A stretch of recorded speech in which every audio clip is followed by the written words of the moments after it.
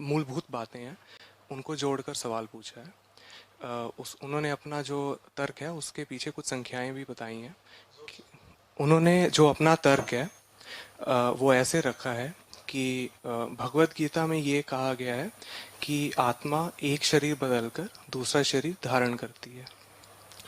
तो उन्होंने फिर ये तर्क रखा है कि पिछले 200 वर्ष में जो मानव जनसंख्या है वो करीब 1 बिलियन से बढ़कर अब करीब 8 बिलियन होने को है।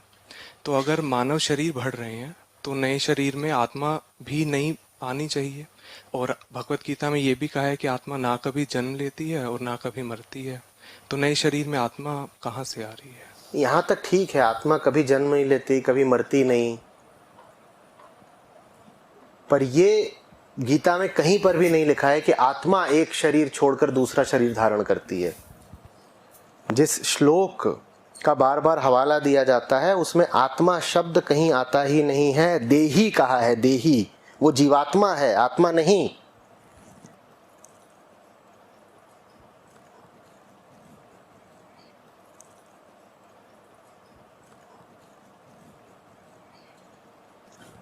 और भारत के साथ ये बड़ी त्रासदी हो गई है कि हमने गीता को ही उल्टा पुल्टा समझ लिया। हर आदमी यही माने बैठा है कि जिसको आप ट्रांसमाइग्रेशन ऑफ सोल कहते हैं वो बात गीता में लिखी है। गीता में लिखी ही नहीं है।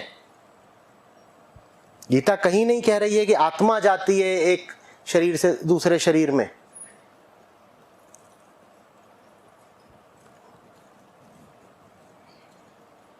ये इतने कैसे बढ़ गए लोग, 1 बिलियन से 8 बिलियन हो गए? ये तो प्रकृति का खेल है। प्रकृति कभी अपने आप को फैला देती है, कभी समेट लेती है, कभी एक प्रजाति बहुत बढ़ जाती है, कभी दूसरी बढ़ जाती है। 3 दिन पहले बारिश हुई थी, 3 या 4 दिन पहले। दिल्ली से कौन कौन है? बारिश के अगले दिन बहुत बहुत सारे क्या देखे? कीड़े। अब पूछो ये कहां से आए, कहां से आए? तो प्रकृति का खेल है। आ गए, अगले ही दिन क्या हुआ उनका? गायब भी हो गए। जैसे इतने सारे कीड़े बढ़ गए थे वैसे ही आज इतने सारे इंसान बढ़ गए हैं। जैसे वो सारे के सारे कीड़े गायब हो गए वैसे ये सारे इंसान भी गायब हो जाने हैं। बात खत्म। उसमें आत्मा का क्या है? ये तो प्रकृति का समुद्र है, इधर उधर लहराता रहता है, अनंत छींटे मारता रहता है। हर छींटा एक जीव बन जाता है, हर बूंद एक जीव है। कई बार लहर लहर रहती है, कई बार लहर 1000 बूंदों में तब्दील हो जाती है। वो सब बूंदें, कोई मकड़ी बन गई, कोई कुछ बन गया, कोई कुछ बन गया, कुछ बन गया, कुछ बन गया।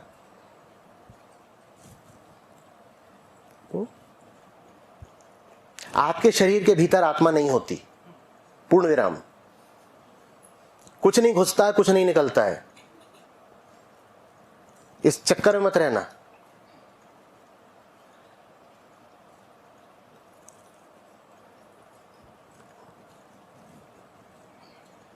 वो जो धुएं जैसा बना के नहीं गया था चित्रों में, वो धुआं सा निकल गया, या एक ज्योति निकलती और दिखाते, एक ज्योति, ज्योति निकली, ज्योति निकली।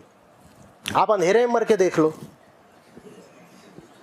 वहां अंधेरा ही रहना है।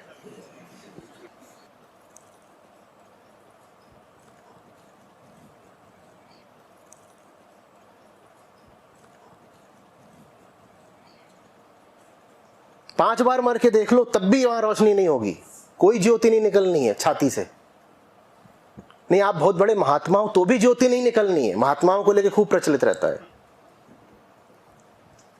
वो मरे तो एक ज्योति निकली, वो सीधे आसमान में जाकर बिजली की तरह कड़की। कुछ नहीं होता बाबा ऐसा।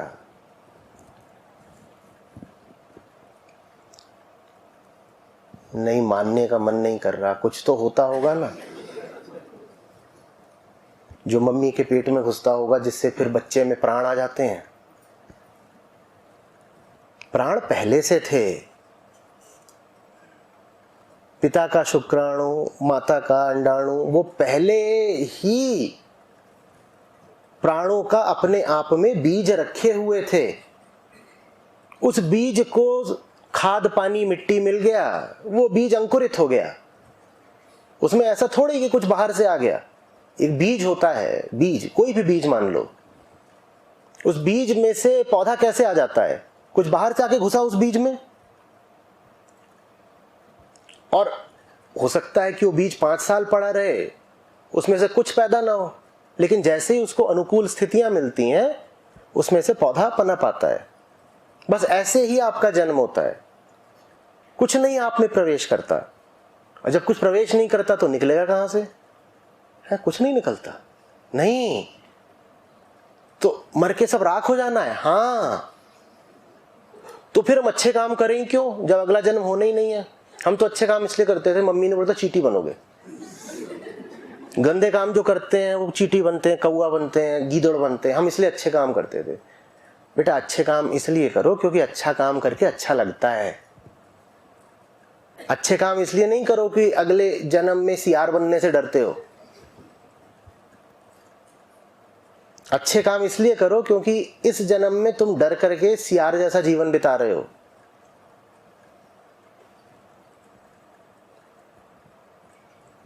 निष्काम कर्म क्या भविष्य पर नजर रखकर किया जाता है? तो क्या कोई भी अच्छा काम हमें इसलिए करना है कि उससे अगले जन्म में लाभ होगा? अच्छा काम अच्छा है इसलिए करना है, बस खत्म बात। न तो इसलिए करना है कि उससे 2 साल बाद कुछ मिलेगा, न इसलिए करना है कि उससे 2 जन्म बाद कुछ मिलेगा।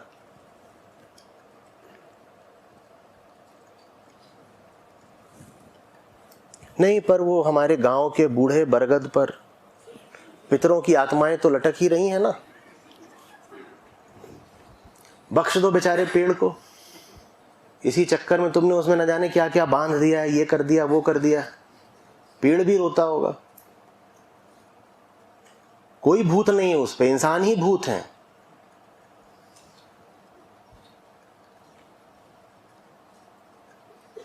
फिर उस पर टिप्पणियां आती हैं, आप हमारे उत्तरांचल आइए, आप हमारे हिमाचल आइए, हम आपको भूत दिखाएंगे। आने की क्या जरूरत है? कर तो दिया कमेंट तुमने, दिख गया भूत।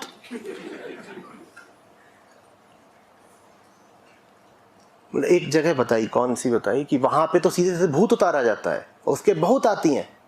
क्या आपको विश्वास नहीं? आप वहां आकर देखिए, वहां पे भूत उतारे जा रहे हैं दिन रात। अगर कुछ है नहीं तो उतारा क्या जा रहा है? ये तुम बताओ ना, कि जब कुछ है नहीं तो उतारा क्या जा रहा है?